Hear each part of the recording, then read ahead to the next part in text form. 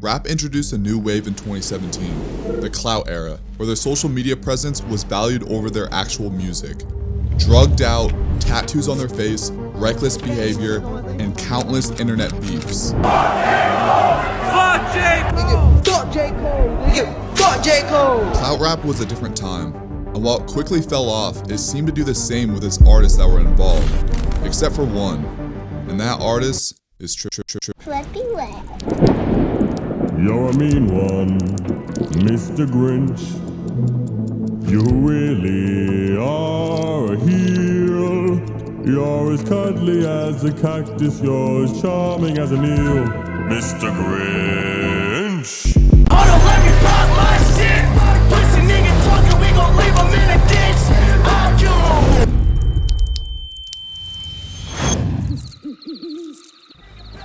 Grinch. Big 14, bitch, yeah. Big 14, bitch, yeah. Trippie Redd was making a small fan base all the way back in 2016, being collaborators with Lil Wayne and Cody Shane. He went on to drop 3 mixtapes during this time period, in Waking My Innerbeast, Trippie Red, yelling niggas getting bread, niggas shining in the out boys in a park at night, yeah. and Rock The World Trippie. It's okay, I'm getting money. Choose your stage.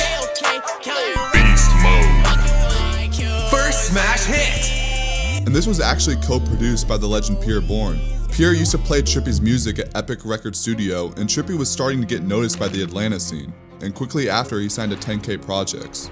So after all that, Trippie Redd was one of the hottest rappers to come up in 2017. With his raspy melodic voice and his ability to flow over trap and melodic beats, he was shown a spark of talent.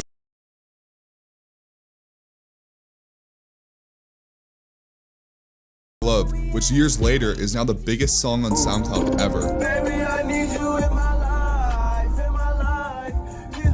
Trippie's come up started to generate a major buzz with not only his sound but his character, and he was no stranger to this wave of clout rappers. Flexing, Nigga, I bought a new crib, nigga. Where's y'all view at, nigga? rap beefs, Beat the fuck out you, nigga. I told you to take your rag off, and I told him, kid is let that nigga beat. imagery, or as my mom likes to call it, the toddler with tattoos on his face.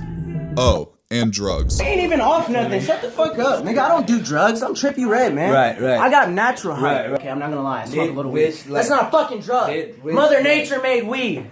We decided to roll it in fucking leaves and smoke it. From an outside perspective, it would have looked like Trippie Redd would have been one of those rappers here and gone in the next few years like his other competitors. But Trippie Redd broke out and escaped from this era. How did this happen? Well, for starters, the end of the clout era was in late 2018, the most competitive year for rap music. Life's a Trip was Trippie's anticipated debut project into the mainstream, obviously having successful project with his 2 A Love Letter to You projects, but this was his peak of popularity at the time in his young career. But it seemed that this album was overlooked from every other project from 2018. Life's a Trip dropped a week after Astroworld by Travis Scott, same week as Nicki Minaj's Queen, a month before Kanye's Ye and Drake's Scorpion, which is the second most streamed hip-hop album of all time under X's Question Mark, which was also released in 2018. Keep in mind that J. Cole released KOD, Juice Wrld released his debut album Goodbye and Good Riddance, Lil Wayne dropped Carter 5, Post Malone released Beer Bongs and Bentleys. 2018 was an amazing year, and maybe it was the greatest year ever for rap. And I didn't even name all the great projects that came out that year. So Trippie not getting the recognition could have been because of this reason, or it could have been because of the never-ending beef with 6ix9ine. Trippie wasn't taken seriously as an artist.